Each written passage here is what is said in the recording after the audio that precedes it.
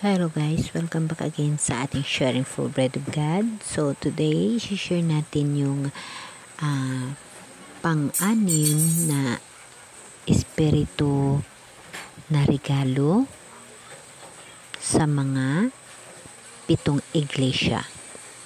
In the name of the Father, and to the Son, and to the Holy Spirit. Amen. Lord, napapasalamat ako sa iyo sa mga grasya na pinipigay mo sa akin, sa mga pagsubok na ipinigay mo sa akin na aking nalalagpasan. Lord, maraming salamat dahil na kahit anong trial sa buhay ko, nandyan ka na nanatili na hindi mo ako pinababayaan. Lord, ikaw na ho yung bahala sa buhay ko.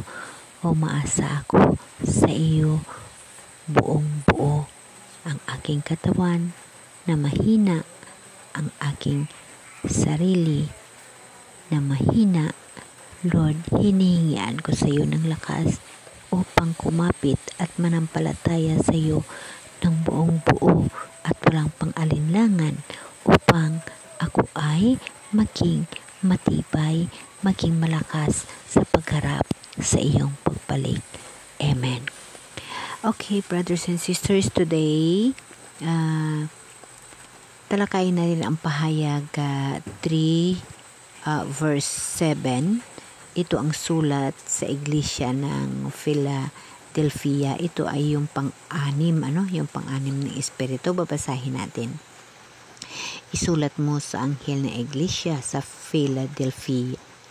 Ito ang sinasabi ng banal at makakatiwalaan. Siya na may hawak ng susi ni David. Walang makapagsara ng anumang buksan niya at walang makapagbukas ng anumang sarhaniya. Nalalaman ko ang iyong mga gawa. Alam kong kakaunti ang kakayahan mo, ngunit sinusunod mo ang aking turo at naging tapat ka sa akin. Kaya't binuksan ko ang isang pinto sa harapan mo at walang sinumang makapagsara nito. Yes, yung pinto sa harapan natin, yung ating puso, no? Binuksan ng mahal na Diyos para sa atin, no? Para maramdaman natin ang pag-ibig, ang pagmamahal para sa ating kapwa.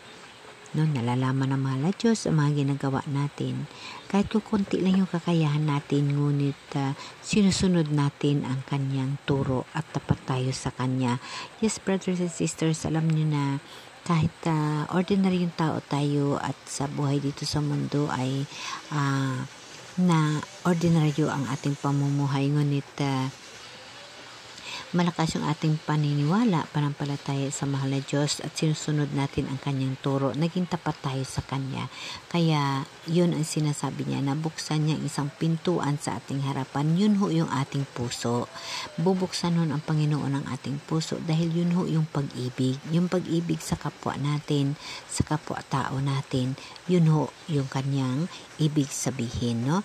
Buksan ko ang isang pinto sa iyong harapan. Yun ho yung puso, yung pag-ibig, dahil sa ating panampalataya, sa individual na panampalataya natin, sa relasyon natin sa mahal na Diyos, dapat natin tatandaan na ang pag-ibig ang laging inuuna ng mahal na Diyos, dahil ang mahal na Diyos ay kasama natin sa Holy Spirit sa pag-ibig sa ating puso. No, ipagpatuloy natin. Pakinggan mo, padudulugin ko sa iyo at payuyo ko rin sa harapan mo ang pangkat ng devil na nagsisinungaling at nagpapanggap ng mga Hudyo upang malaman nilang iniibig kita. Yes, alam nyo ba, brothers and sisters, na pag tayo inampalataya sa mahal na Diyos at umaasa tayo sa mahal na Diyos at nagtitiwala tayo ng buong buhay natin, lahat ho magagawa natin na may pagtitiwala. Yes, na-experiencean ko yun sa buhay ko sa ngayong panahon dahil alam ko na ang relasyon ko sa mahal na Diyos, siya ang aking ulo at akong katawan ay kumbaga ang pagka-close ko sa mahal na Diyos, ang pagsasabi ko sa mahal na Diyos, hindi ho ako nahihirapan.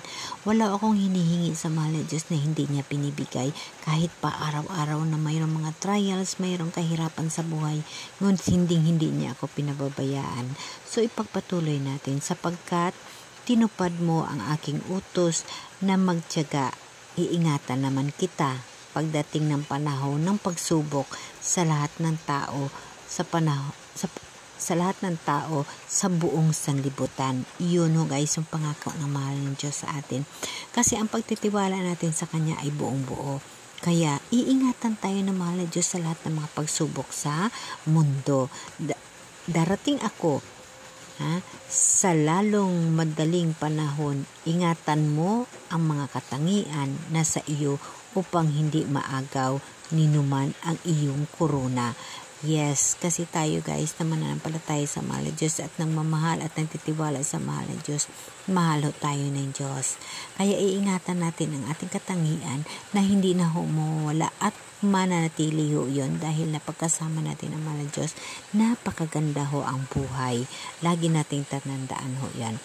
At ang magtatagumpay ay gagawin kong isang haligi sa templo ng aking Diyos at hindi na siya maalis doon magpakailanman.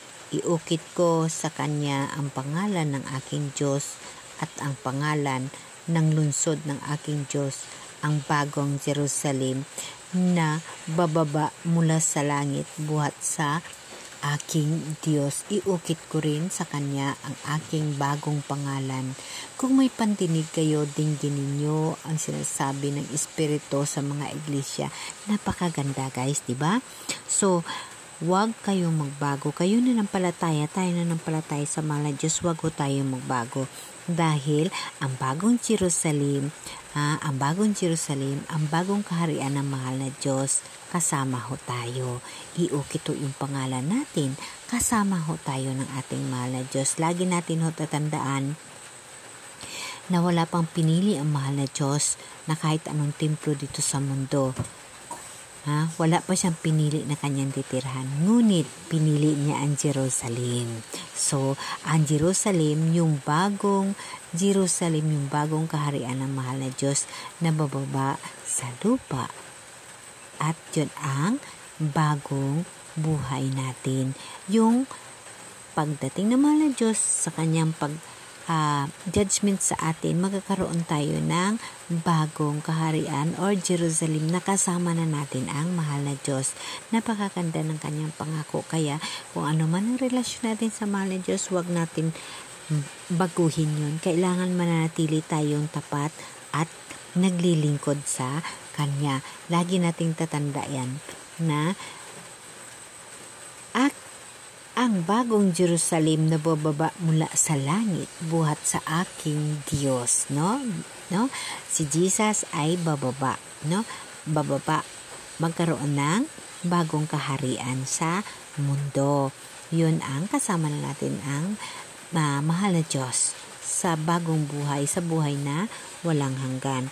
So, lagi natin tatandaan, brothers and sisters, na nakalagay sa Bible natin, nakalagay sa scripture ang tinatawag na katotohanan ng mga sinasabi ng ating mahal na Diyos.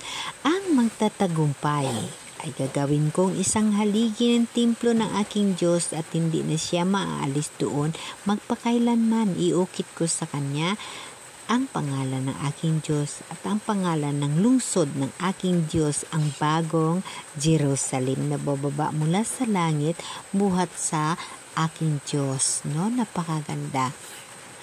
Sa magtatagumpay. Kaya sisikapin natin, brothers and sisters, na magtagumpay tayo sa buhay sa pagpanampalataya at pagsunod sa mga kautusan ng ating mahal na Diyos. Amen? Amen.